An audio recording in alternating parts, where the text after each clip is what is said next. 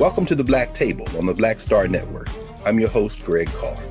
We'll devote an hour today, as we always do, to exploring ideas and subjects of general importance and special importance to African people and others fighting for the struggle to make and build a better world. Well, we are in the week of Juneteenth. For the second time in the history of the United States of America, there will be a national Juneteenth holiday celebrated.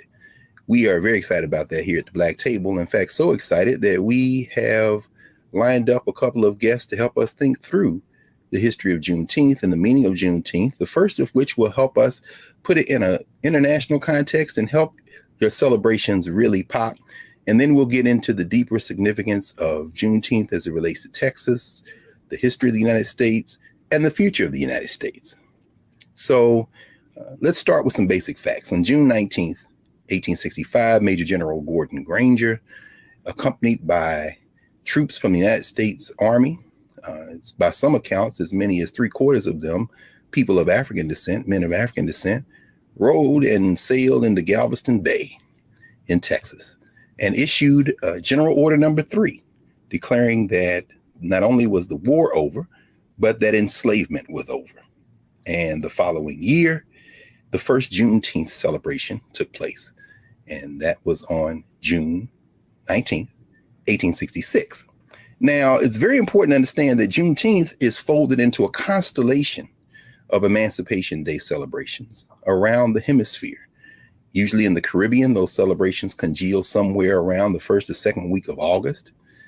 In other parts of the United States, certainly during the Civil War and after the signing of the Emancipation Proclamation, January 1st became a very important date after January 1st, 1863, of course, and throughout the South, as Juneteenth spread into Oklahoma and Louisiana and other places, sometimes that date might fall later in the month of June or even in July or August. And all of these together are emancipation celebrations that talk really about the long freedom struggle of people of African descent.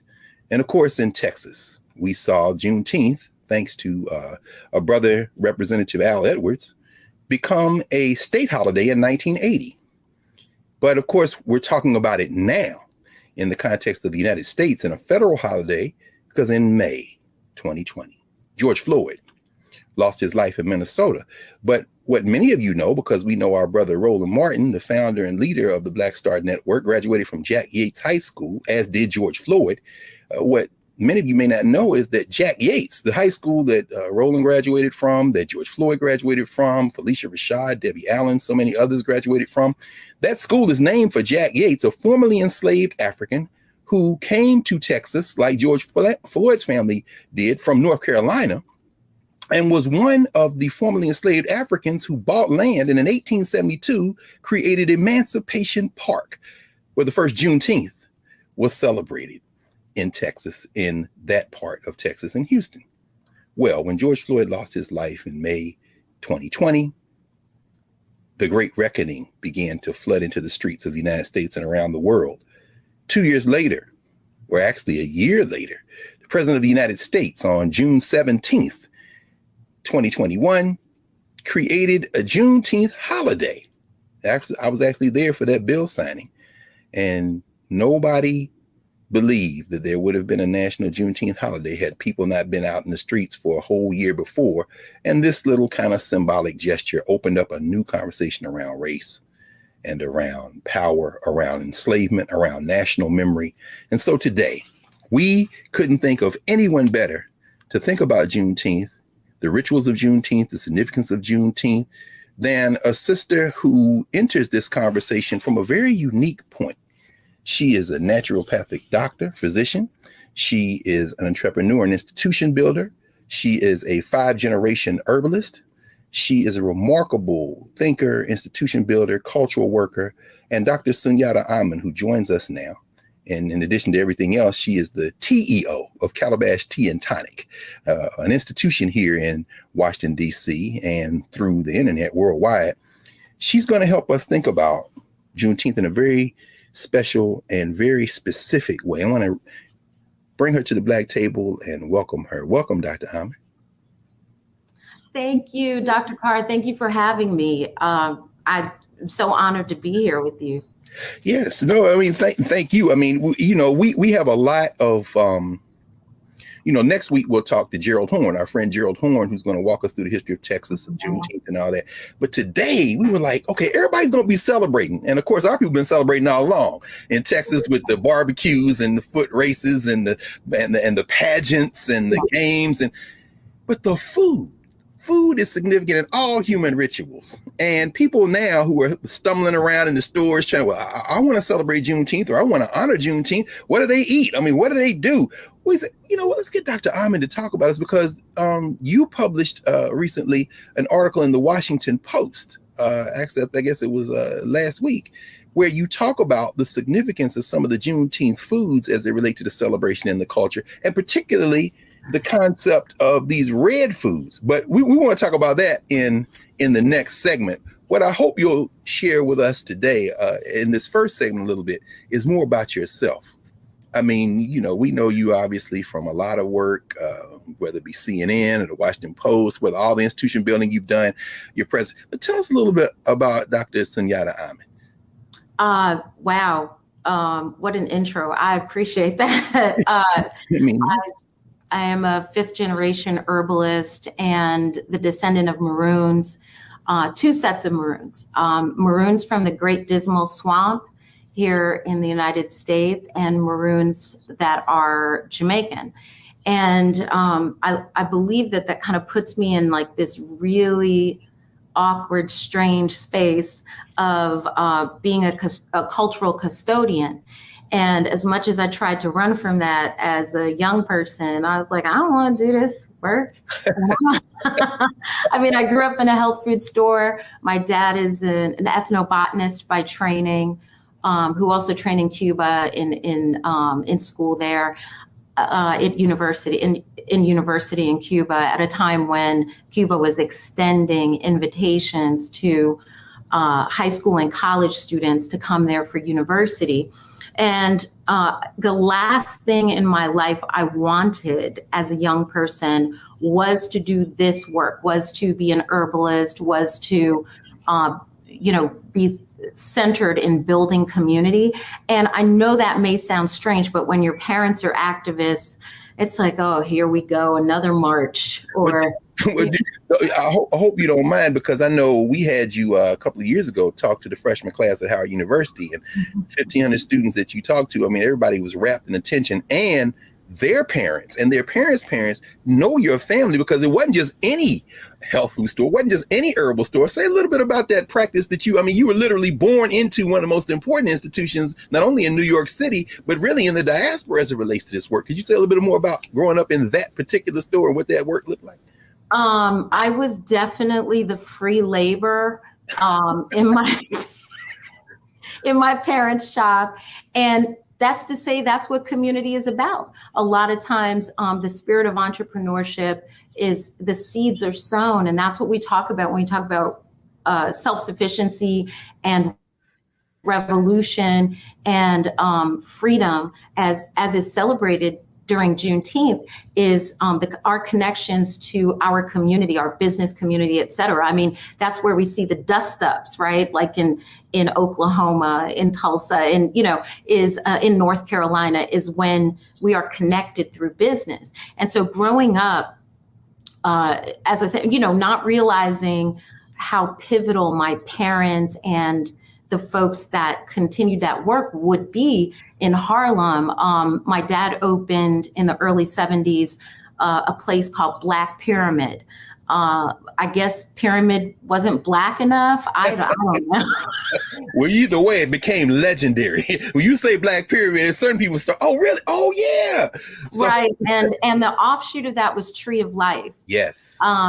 And so my dad's partner and my dad and my cousins sort of shifted that focus into a full-fledged bookstore. They figured, if you're feeding people's minds, you're going to feed their bodies. There has to be this shift in consciousness. And so that store existed for maybe 25 years, and then Tree of Life up until, not so long ago. And these became bastions in the community. My dad opened 3 stores ultimately. And what I find is that people do come to me and say, oh, I know that place, or I bought books there, or I ate at the juice bar in there, and it is only as I became a little bit older young adult that I realized the importance of that particular thing, in which I had pushed away from me. So every time I thought I was getting out, they pulled me back in. Well, you know what? I think what we might want to do now, why don't we do this? Why don't we pause and come back in the second block, and then we can get into not only your apprenticeships, but then open that into how, when we're going to have this conversation about the significance of the Juneteenth foods, all of this background and all this momentum you are now able to empty into these rituals and help us understand what we're actually putting in our bodies for this ritual holiday. So we'll be back in a moment with our guest, Dr. Sunyatta Amen, the TEO of Calabash Tea and Tonic, and the history of Juneteenth through the foods of Juneteenth. Back in a moment at the Black Table.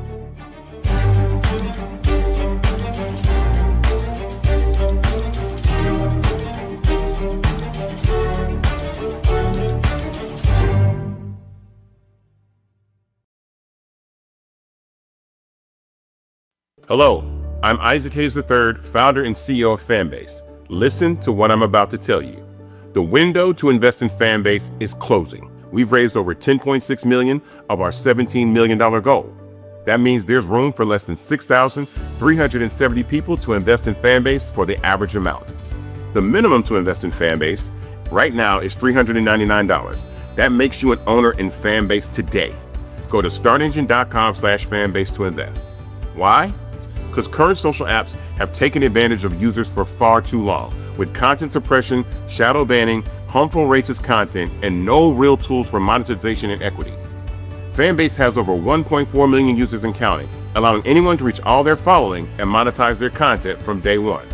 Social media is the new TV, and whoever owns the apps that distribute that content have the opportunity to own potential billion-dollar companies. While big platforms with uncertain futures are failing to serve their users, Fanbase is stepping up to fill the gap. Don't wait until it's too late. Invest now, invest for yourself and your future. Go to startengine.com/fanbase and own the next generation of social media.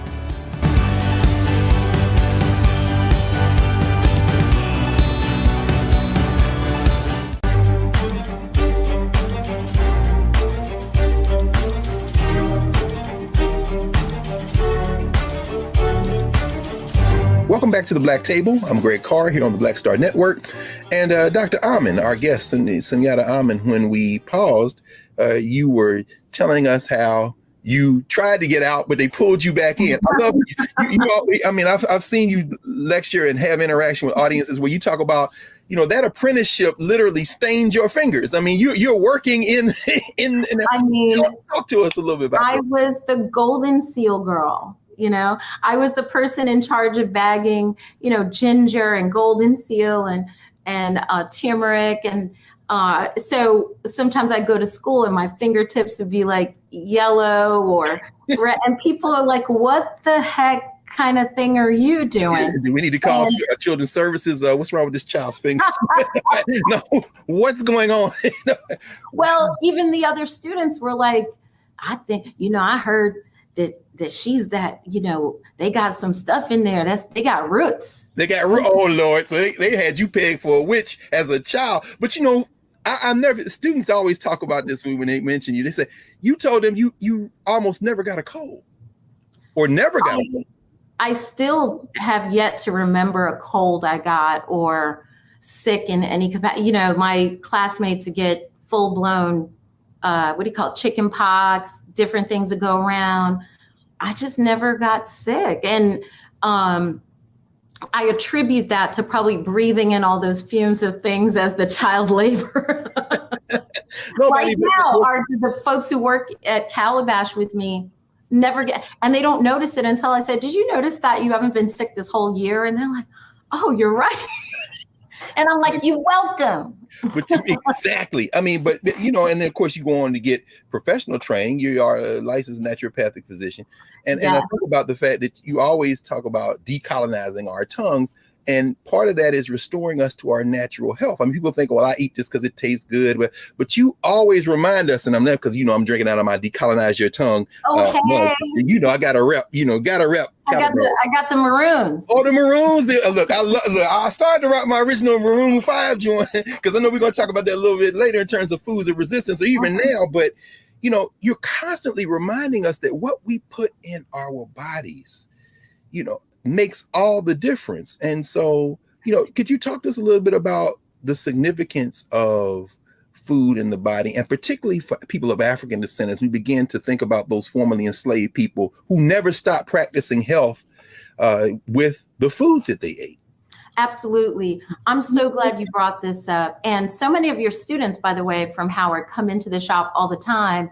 And they say, Dr. Carr said, you're a whole witch. And I'm like, thank you. And the way that relates in the decolonizing of our tongues is reclaiming lots of the things that are our traditions, that it is possible that we still say, we say, oh, that child, he's been here before. Oh, I saw a butterfly. That's my grandmother coming back to tell me something. I mean, we have symbolism, we have connection to nature. And within that, during the Mafa, during the Holocaust of being transported, millions of us in that transatlantic slave trade, as enslaved people, one of the ways that we could connect to home was the knowledge of herbal medicine, the fact that nature, not just the herbs, but nature itself connects us mind, body, and spirit to who we really are at our essence. And that's why the food is so important, because that's the way we connect internally with the way we relate to nature. And so many things were taken from us. And even in places where we were forbidden to drum or to practice traditional Yoruba ceremony or traditional Akan things, or we must remember many of us were Muslim, being taken, many imams and many Sufis, and that in the New World, in general in life, if you think about it, everything you can do to a person, you can try to control a person. But one thing that you can't really control is food. People decide they're not going to eat, or people who feel put upon decide, I'm not eating, or I am eating my feelings, or I'm not going to eat because I feel a certain way. It is something you can control as an individual. So one of the ways that we take personal power, even if it's in a disordered fashion, even as modern people in disorder, is the control of what we eat or do not eat. And that is a revolutionary act, for better or worse. It is a matter of taking back wresting control. And so when we talk about what we ate from a diasporic perspective post transatlantic slavery, or even during that time, right? Because that was hundreds of years in the making, that we could approximate what we were used to before, and it's its own act of resistance. It's its own decolonizing or resistance to colonization that we're exercising at that point. So if we think about the Maroons, Dr. Carr, I mean, this is one of your loves and specialties, our connection, Queen Nanny, who's on our cup, right? Yes. Or Zumbi, Kojo, Makandal, Dutty Bookman. We talk about how many of them, there's the success of their revolutionary acts, Harriet Tubman, lots of folks, that it had to do with their responsibility to nature and our connectivity to nature, that allowed them. And so it's said that, oh, this one practiced voodoo and they had herbs at their disposal, and this one gave herbs to their troops so that they were emboldened and strengthened. This is the food they ate. This is the sacrifices they left to the African spirits that are related to food for us. There's no way to separate it. And so in that context, as we even come to things like Juneteenth, as we come to other celebratory things that we hold in our communities, food is absolutely pivotal. Well, let's continue that momentum as you're talking, and of course, as you talk about all those places you brought in, Jamaica and Cuba and Haiti, and put that right where we can now see this momentum of resistance, literally through with the foods that we ate. In the article you wrote on the 15th of June in the Washington Post, one of the things you talk about. That comes out tomorrow, actually. What you guys got was the preview. Ah, wonderful. Oh, that's perfect. So then that's right in the rhythm then. All right. So you all out in the food section tomorrow. On Thursday, it comes out on Wednesday. June 15th. Yes. So by the time folks are seeing this, it will have already come out. So you all can now access the Washington Post and see this article. And so in it, you talk about several of those herbs, those plants, and you focus in on hibiscus. And you write hibiscus plants with a lot of the other botanicals that come from Africa, like ginger and the various spices, as you said, came with us on those ships. And they not only allowed us to continue our practices, they continued to heal us. And of course, coming out of the Caribbean as you do, you also write about how over the last decade plus, that sorrel that so many people in the diaspora enjoy, it has medicinal benefits. Could you talk a little bit about what makes the red and some of these red drinks that we consume, not all of them, as we'll talk about in a minute, but some of them, what makes them so powerful? And talk about some of those herbs. That's such a great question. Red is a significant ancestral color for us. In many of our West African traditions, red symbolizes ancestral connection and power through blood connections. And that connection doesn't have to be people you're related to, is symbolic. And so when you talk about Shango, when you talk about Alegua, whose bracelets I have on now, both of those deities, but we talk about red being a color of power. When people get married, they're often wearing red, not white. People are there is red involved in ceremony and palm wine and cola. I know Coca-Cola made this formula that people associate cola with brown, but that's because it's been dyed brown. But the truth is that cola nut, you have white colas, red cola nuts. It's those are associated with divination, with asking the creator, what's the next step, or how do I go forward? And wait, Prof, before we go, I don't want to dwell on this, but just so folk catch that, Coca-Cola, like we drink Coca-Cola, that has roots in the Caribbean as well? I mean, this has roots in Africa. Wow. And when we talk about a drink like that, we're talking about the fact that it's dyed brown from sugar product. It is sweet from sugar product. It is spiced, seasoned with cola nuts, which are traditional to us in West Africa, right? It is even when they used to put cocaine in it, it was coca leaves that are indigenous to, South America. Until they got busted with that, and they were like, "You can't put that in." Okay, I didn't want to look. Hey, you all, Dr. Amen's coming back to the Black Table. I'm just gonna claim that right now because we're gonna have to do a whole thing just around Coca-Cola and imperialism in Africa and the Caribbean. I didn't want anybody to miss that footnote. So that's a teaser for the next time you come. Anyway, I didn't stop your momentum. Okay, so. No, I love that. I would love to come back and just talk about the colonization of our indigenous foods that are now superfoods in Whole Foods, and just coming forward on that. So I love that you've asked this question, and our interconnectivity, wherever you see that hibiscus plant and these other indigenous West African plants, wherever they're growing, wherever you spy them, you're seeing Africa. It's the thumbprint. It's the indelible thumbprint, because hibiscus stains whatever it touches, and it has left a fingerprint, a watermark of capitalism, imperialism, enslavement, and resistance. It's leaving its mark. Well, you know what then? I think that's actually a perfect place for us to pause. And when we come back in our next segment, let's pick up with that red drink. Because just like Juneteenth, I've heard a lot of debate and discussion saying, well, Juneteenth belongs to us as Black people. It's not American. It's not everybody in America. It's enslaved people. And then people say, well, Juneteenth isn't part of the Caribbean. It isn't part of Africa. We are African Americans. Well, just like you said, anytime you see that red, you see us wherever it is. Anytime you see Juneteenth, you see liberation struggles wherever they are. So that's perfect. When we come back in a moment with you, Doc, we're going to pick right up and ask you about that red drink.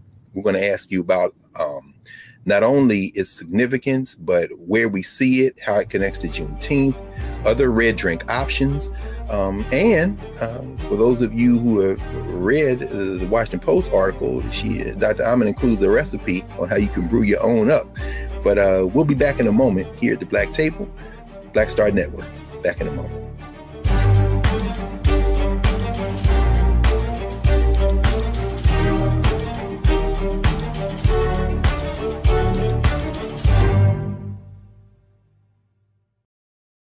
Attention! We're back, bigger and stronger than ever. Season 2 is reloading May 26th at 8 p.m. Eastern Time. What's up? Being a Black man, we gotta stop letting this slide. With new hosts Let me tell you what damn time it is. and big celebrity surprises. Kiss my behind. It's Oprah Winfrey. Subscribe today at Truth Talks Live Give Black people what they need, and we'll show them for you. and don't miss out on all the upcoming viral moments. Simulcasting weeknights at 8 p.m. on Roland Martin Unfiltered and Black Star Network and Truth Talks Live. I'll see you there.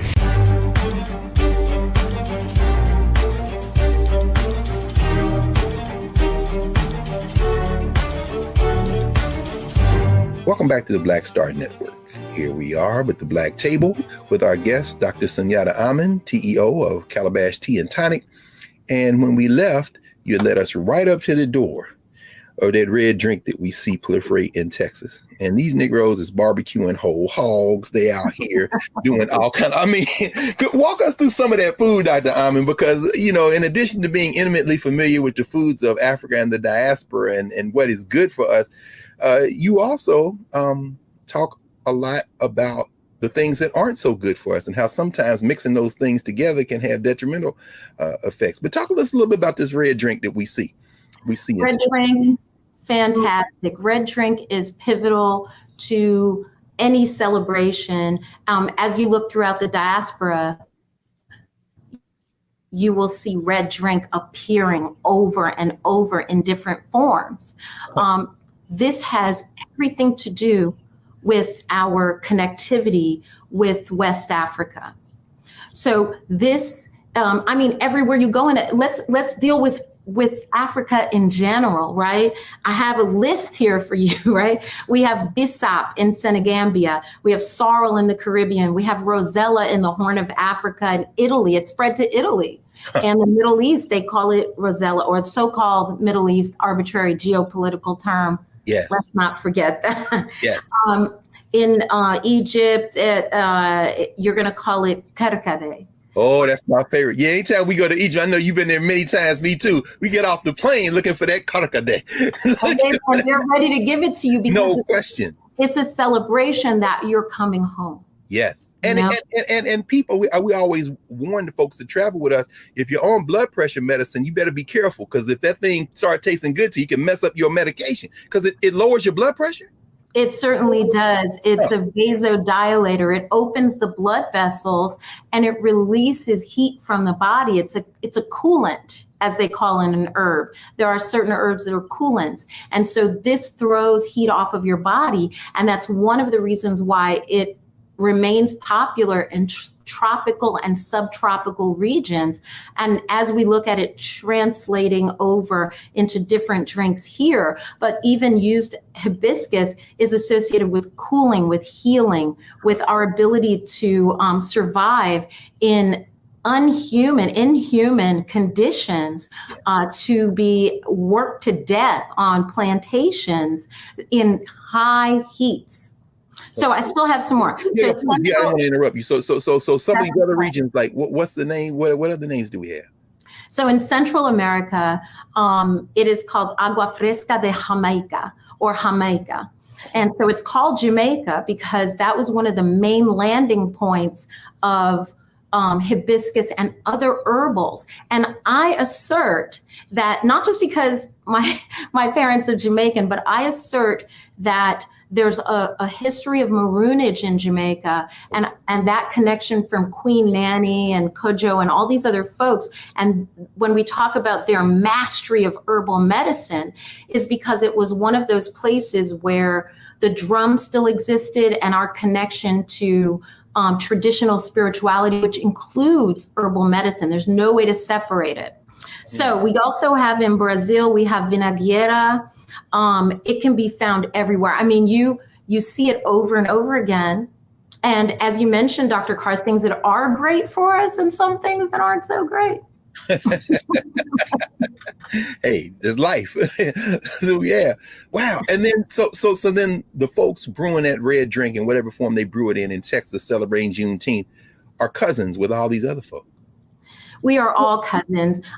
When we talk about Black food, I prefer that than African American food. We could definitely talk about things that are specific to African American cuisine.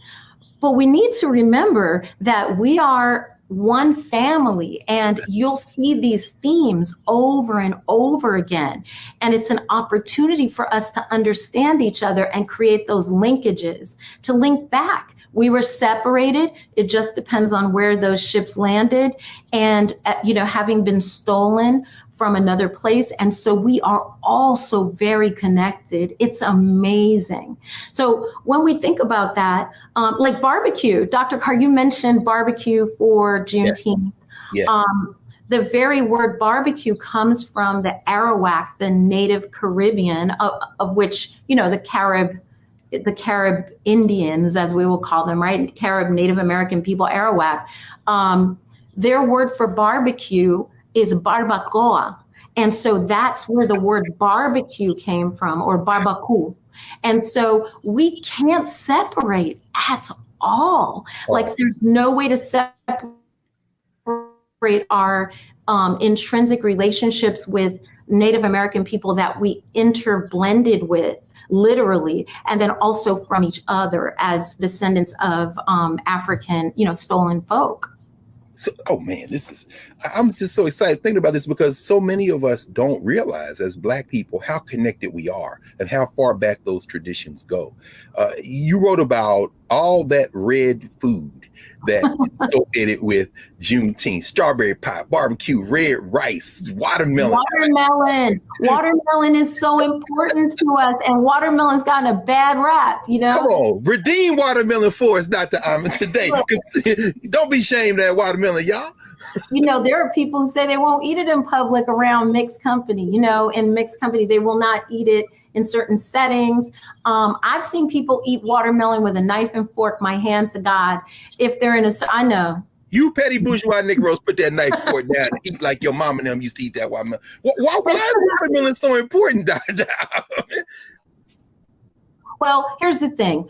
Fair enough, right? Chicken and watermelon became associated with us in a very negative capacity. And in the framework of that, I think personally that foods that we eat with our hands became villainized.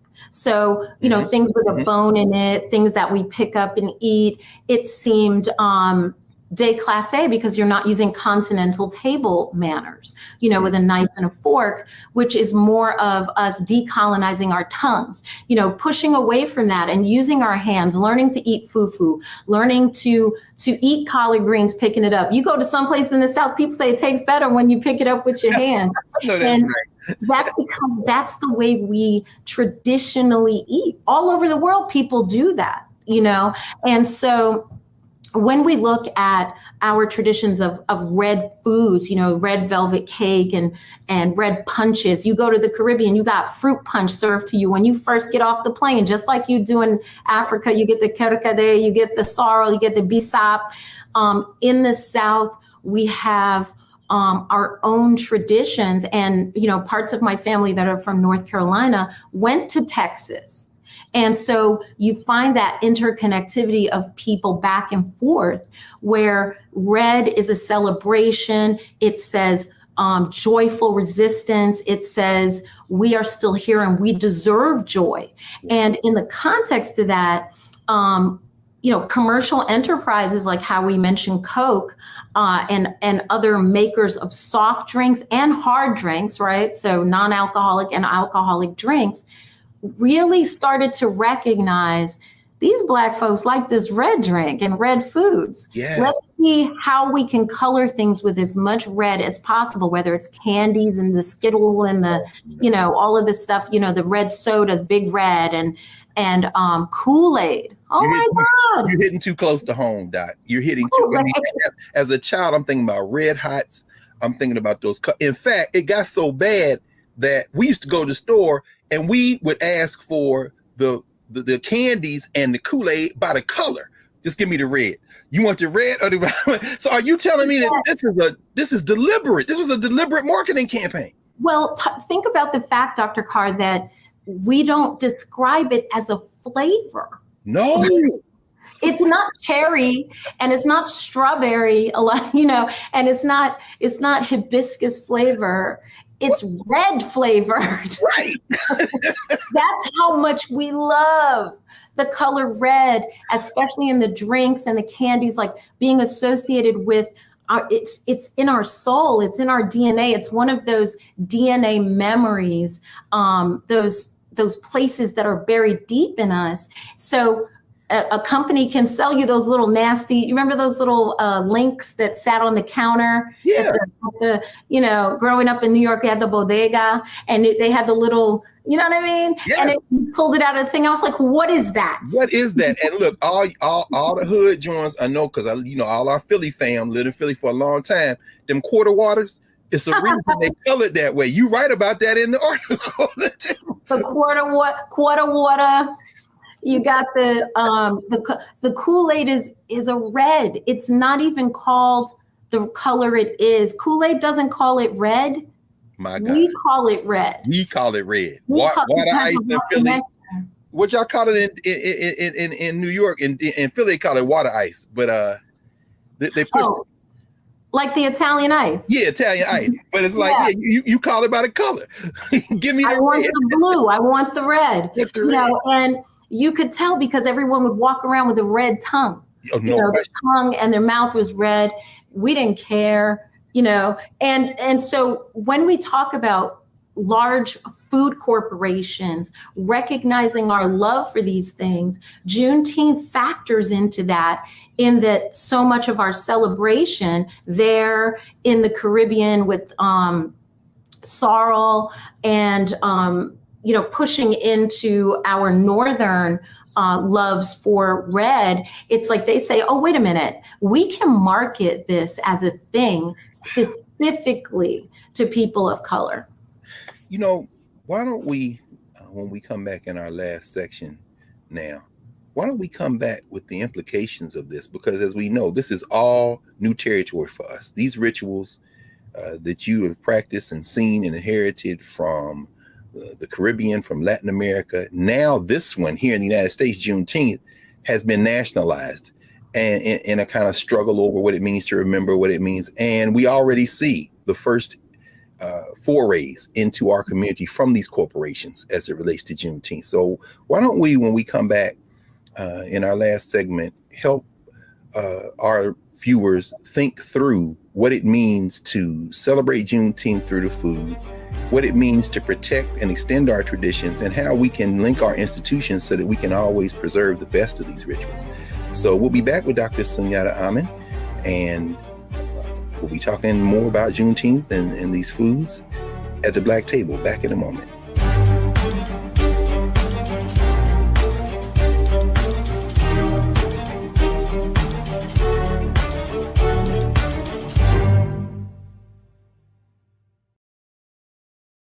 Hatred on the streets, a horrific scene, a white nationalist rally that descended into deadly violence. White people are losing their damn minds.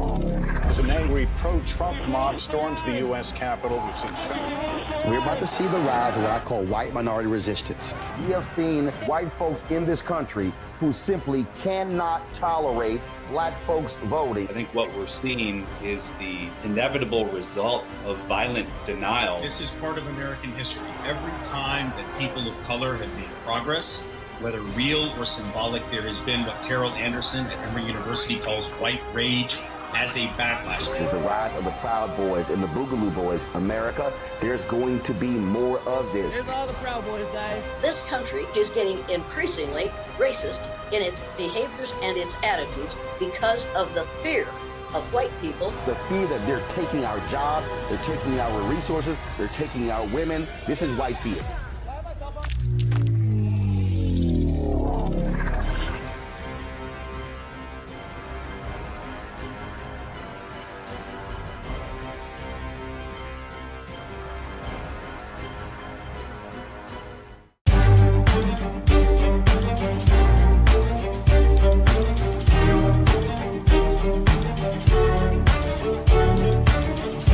Welcome back to the Black Table.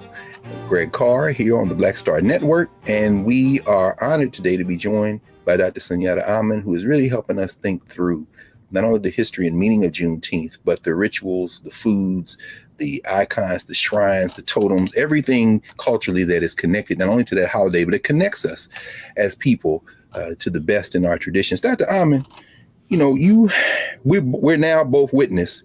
Certainly after everything shut down, you and the Calabash team went online and expanded. You know, a lot of people be watching this from around the world, watching this broadcast. You led us right up to the horns of a dilemma now, because a lot of people now are going to be wanting to celebrate Juneteenth. I mean, I know that's one of the reasons that you wrote for a broader audience to help people introduce people. But there are some pitfalls probably associated with that. Could you talk to us a little bit more about that? You started at the end of the last segment talking about this, you know, the market coming in and saying, oh, we can exploit this. What do you see going forward? You know, this is a great question. Just like we see traditional superfoods making their way into the marketplace, you name it, you know, matcha and maca and hibiscus and, you know, mushroom and, you know, all of these foods that are now foraged, which we just call going out in the woods behind our house and grab. Your grandmother said, bring back that pokeweed and let's make a salad. Right. Yes. So what we do see is things like this Juneteenth ice cream dust up that occurred, where our foods start to get marketed back to us. They didn't even let that joint, no pun intended, cool off. They didn't let it cool off. How about that? And it was too soon because they received the backlash. Like, what? Juneteenth? But they're going to be back, aren't they? Oh, yeah, definitely. We're going to start to see more Juneteenth sales and lots of things revolving around food, because that's a huge part of the tradition. And as we said, these red foods, we're going to see it more and more. And it's going to go in it's going to be a soft sell where it'll start with foods that we're accustomed to being red, like we talked about earlier. And then it's going to move into certain kinds of product. And what ends up happening a lot of times is if they can get a Black representative, then that person will introduce it. And that's where they messed up, to be honest, with the ice cream. You know, it's funny you say that, Doc. At the bill signing last year, they had Mother Opal Lee, the elder who is, you know, largely associated with helping, you know, push along with a lot of other folks. Yeah. And we were standing there. Here's Congressional Black Caucus and the President of the United States signed that, Vice President Harris. And I'm standing in the back with the cats that guard the place, which, as we know, are Black and brown people. And I'm standing between these two police officers. One young sister, she said, you know, I'm from Texas. We've been celebrating this all along. And the brother was like, right? I said, well, what y'all think's about to happen? And they both just shook their heads and started laughing. Right. I mean, this is a ritual like all the other ones you're describing. It's from the people. So how can we protect it? I mean, what are we talking about at this point? It definitely is. It's one of our traditions, and Texas is one of those pivotal places in terms of how it got its name, how that celebration has continued. for all this time, and people need to acknowledge that. What we look at as a whole is that we do not want to be sold to in this consumer fashion. And when we examine it, when we zoom out macroscopically, we're being sold to all the proclivities for. We have those proclivities. So what's happening is this will be the latest in that set of things. And red foods had already been marketed to us, but now there'll be an excuse that takes it out of the quarter water and the now-a-latest, the watermelon now-a-latest, and the hot link sausage on the counter, so it'll start shifting from the Kool-Aid into more palatable, sorbets and things that seem a little classier than what we were used to as children being marketed to. And so we'll see a push into those spaces. Now, what I do think is fascinating is the amount of Black chefs who are coming out with recipes, who are saying, this is something to celebrate. Even if I'm not from Texas, I'm going to give you what's from my place that is right along lines with that. From the Caribbean, I'm going to give you this sorrel, because I will say that I feel like our love of hibiscus drinks, not the things marketed as red, has been pushed forward by Jamaicans and other Caribbean food places that returned our traditions back to us in a North American and like a North American capacity. And that's beautiful, because it's just the snake swallowing its own tail. There is no beginning and no end. It only exists in that capacity because we're from, as descendants of the Caribbean, we're from a subtropical environment where that thing grows all the time. Yeah. So it's our responsibility to return the healthier version to our folks, instead of just the red liqueurs marketed to us, the red sodas and the other things. I mean, why does the Kool-Aid man have to sound like Louis Armstrong? He's like, oh yeah, yeah, right, busting through walls. Right, that's true. No manners. No, yeah. What is that? Wow, that just. Man, you just really are sparking so many memories for me. I mean, we grew up watching that Kool-Aid man bust through those brick walls. And until you said that, it never occurred to me the underlying cultural assumptions and stereotypes. And, I remember many years ago reading Manning Marable's book, How Capitalism Underdeveloped Black America. And that was the first time I read about how the soft drink companies marketed those colors, red and purple, and for the grape and red soda, and how they really tapped into that market very deliberately, and how Black people were the consumers. And I know you know about that. I mean, Dr. Carr, even their logos, McDonald's has red, Wendy's has red, KFC has red. Popeyes, and you name a restaurant, Pizza Hut, any of it, red is pivotal to their marketing to us. Starbucks, green. Okay, so we have to know who is green. Right, that's true. Whoa, stop playing. Okay, so we got to come back. People are saying, you know what? I do want to ask you this before we go. You have been and continue to be one of the most successful and nuanced kind of bridge builders without sacrificing anything in terms of cultural integrity and foundation.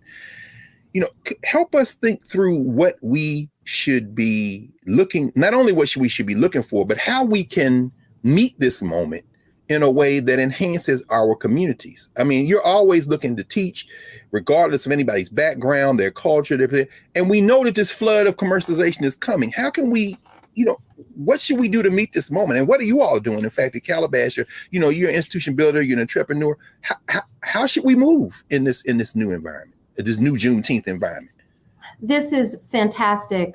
Our entrepreneurial spirit, which we've always had, right? Mm-hmm. You go to West Africa, people have their market stalls. The market women run the economy, right? And so when we talk about reclaiming recipes, let's call it that, reclaiming our recipes, the ingredients themselves, all of these things that are being sold and will be sold as heirloom grits and heirloom so-and-so. And it's only a matter of time. And we already saw it happen with this ice cream debacle. And the other products, right? What we have to do is decide to be those entrepreneurs, even in our own homes, reclaim the recipes, make these recipes, make them healthier versions of what we love, the same seasonings and such, but let's not cook something until it's with an inch of its life. Like, make things more fresh, use the same season. And this gives us an opportunity to lower our blood pressure, avoid sugar and diabetes issues, our risk for cancer, et cetera. This is imperative because good health is not only your birthright, but it is also a revolutionary act. Yes. And as much as I fought this as a child, I am now getting it. Listen, y'all, here we are on the verge of the Juneteenth holiday. With the producers, we were talking before, and, they said, let's move this to the first of our 2-part conversation on Juneteenth. And, thank you for doing this, because it's going to be a lot of celebration. It's going to be a lot of noise. But when you watch this hour that we've spent with you today, this just resets the paradigm. It just strengthens us. And ultimately, our health is a revolutionary act, huh? It absolutely is. It is intrinsic to our joy. And if it is true that every American citizen is due life, liberty, and the pursuit of happiness, our being able to live is pivotal to that entire flow. Otherwise, our quality of life is compromised. And that is a deliberate act with corporations. It's a deliberate underpinning of enslavement for so long, and what we were forced to eat, what we had access to. Now we're at the place where we want to make sure that we do the best we can for ourselves to increase our life and well-being. Yes. Well, how can we continue to do that with you and with your team at Calabash? I know one of the things that you and I are involved in, building out the narrative platform, some other work we're doing, is we've been reading and discussing the work of Octavia Butler. And I know one of the new T's you've introduced is Octavia Butler at Calabash. How can we continue to support you and the team at Calabash team? What kind of things you all into that we can share with the Black Table audience today? Well, folks can pop on our website, calabashtea.com. Folks can pop on our Instagram. We love being able to interact and answer questions. We are, as you know, we talked about these cultural custodians, like it or not, when we were younger, and we've walked it, we've leaned into it now at this point. And so that's part of it. Is also, we have Harriet's Gun Tea, and we have Garvey's Ghost, and we have actually, I was having Octavia this morning. We have Octavia Butler. We have Oshun's Kiss. Like, we love celebrating our traditional ingredients. I got the little joint. I'm gonna come get my re-up. I got the big joint. Yeah, of course you do. You made it. You know what I'm saying? But anyway, I'm sorry. We love celebrating. You about to say? Yeah, well, I love the ability to celebrate our ancestors and the people we should give flowers to now. Yes. Through the foods. And that is how we've traditionally functioned, right? So when we talk about our ties and connections to traditional Yoruba and traditional Akan and all of the things that somehow we had to leave a lot of that, we still have it and we can still reconnect. So we're here, we love at Calabash being able to have your cousins. Yes. Yes. Well, Dr. Amen, we want to thank you, the whole Black Star Network and the Black Table in particular, for spending this time with us and helping us prepare for the Juneteenth holiday, and beyond that, for really recentering ourselves, for decolonizing our tongues, for healing us, and we hope you'll come back and join us very soon. I appreciate being here. Thank you. Thank you. So we're going to wrap for now, and I'll be back to clear the table in a moment here at the Black Star Network and prepare for next week when we will continue this conversation and put it in a larger geopolitical context with our brother, Dr. Gerald Poon. Back in a moment.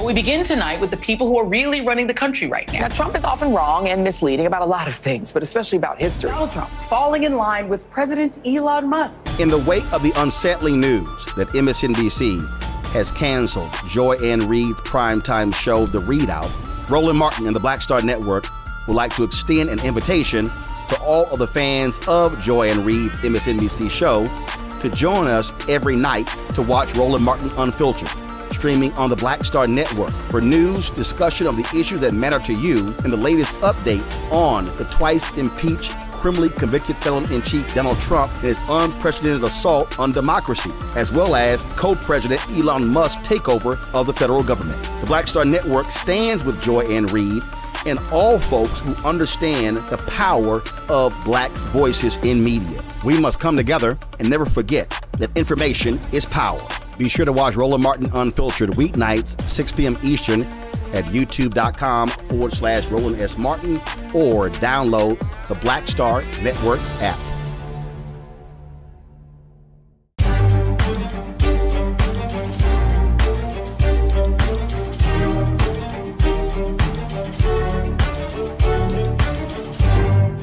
Welcome back to the Black Table on the Black Star Network. I'm your host, Greg Carr, and we've spent the last hour with Dr. Sunyatta Amen, physician, herbalist, institution builder, entrepreneur, and she's given us a master class on not only the ritual we call Juneteenth, but the deeper significance of how people of African descent use the foods of Juneteenth, connecting them to the foods of Africa and her diaspora as revolutionary acts of self-preservation.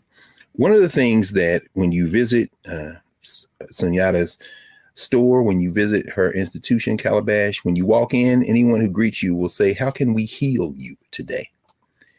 Well, as I said at the beginning of the show, when George Floyd became an ancestor and transitioned to the ancestors, a lot of people didn't know that he had come from Texas, from Jack Yates High School. Jack Yates, one of the founders of Juneteenth in Houston, who had come from North Carolina, like Dr. Amen's ancestors, like George Floyd's own mother, and that they connect to a long and large arc of maroonage and resistance. Juneteenth is a ritual of resistance, a revolutionary act. And so we wish everybody a happy Juneteenth holiday. And more and most importantly, we wish everybody a moment to pause, to recenter, to renew, to decolonize your tongue, to heal, and to prepare ourselves for the work that remains. So we'll see you next week back at the Black Table here on the Black Star Network.